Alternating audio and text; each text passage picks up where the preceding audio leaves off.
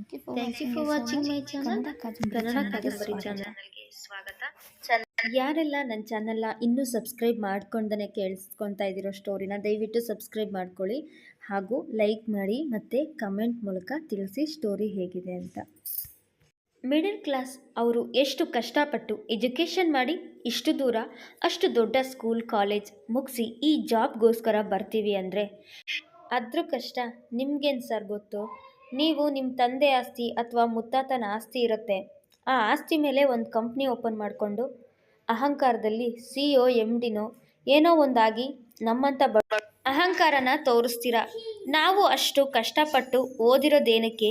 ಈ ರೀತಿ ನಿಮ್ಮಂಥ ಶ್ರೀಮಂತರು ಬೆಳೆಯೋದಕ್ಕ ಅಥವಾ ಈ ರೀತಿ ನಿಮ್ಮಂಥ ಶ್ರೀಮಂತರು ಬೆಳೀತಾನೆ ಇರೋದು ನಾವು ಮಾಡ್ತಿರುವ ಕೆಲಸದಿಂದ ಅನ್ನೋದನ್ನ ನೀವು ಮರಿಬೇಡಿ ಸರ್.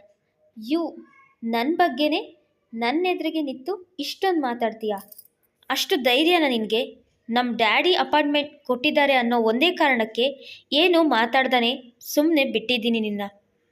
ಹಾಗೆ ಹೇಳಿ ಅಲ್ಲಿಂದ ಅಶು ಹೊರಟ್ಲು. ಪಟ್ಟಂತ ಅವನು ತನ್ನ ತಂದೆಗೆ ಕಾಲ್ ಮಾಡ್ತಾನೆ. ಅವನ ತಂದೆ ದೇಶದ ಅತ್ಯಂತ ದೊಡ್ಡ ಬಿಸ್ನೆಸ್ ಮ್ಯಾನ್ ಮೋಹನ್ ಸಿಂಘಾನಿಯಾ. ಕಾಲ್ ಪಿಕ್ ಮಾಡಿದ ತಕ್ಷಣ ಅವಿ ಅಂತ ಆ ಕಡೆಯಿಂದ ಅವರ ತಂದೆ ಕಾಲ್ ಪಿಕ್ ಮಾಡಿ ವಾಯ್ಸ್ ಬಂತು. ಡ್ಯಾಡ್, ನೀವು ನನಗೆ ಹೇಳ್ದೇ ಮ್ಯಾನೇಜರ್ ಆಗಿ ಯಾರನ್ನೋ ಲೇಡಿನ ಅಪಾಯಿಂಟ್ಮೆಂಟ್ ಮಾಡಿದ್ದೀರಾ? ಯಾಕೆ ಡ್ಯಾಡ್ ಹೀಗೆ ಮಾಡಿದ್ದೀರಾ? ನನಗೆ ಈ ಹೆಣ್ಮಕ್ಳು ಅಂದ್ರೇ ಆಗಲ್ಲ ಅಂತ ಗೊತ್ತಲ್ವ ಡ್ಯಾಡ್ ನಿಮಗೆ? ಮತ್ತೆ ಯಾಕೆ? ಈ ಕತೆ ಇಷ್ಟ ಆದಲ್ಲಿ ಪ್ರತಿಲಿಪಿ ಅಪ್ಲಿಕೇಶನ್ನ ಡೌನ್ಲೋಡ್ ಮಾಡಿಕೊಡಿ ಹಾಗೂ ನನ್ನನ್ನು ಹಿಂಬಾಲಿಸಿ.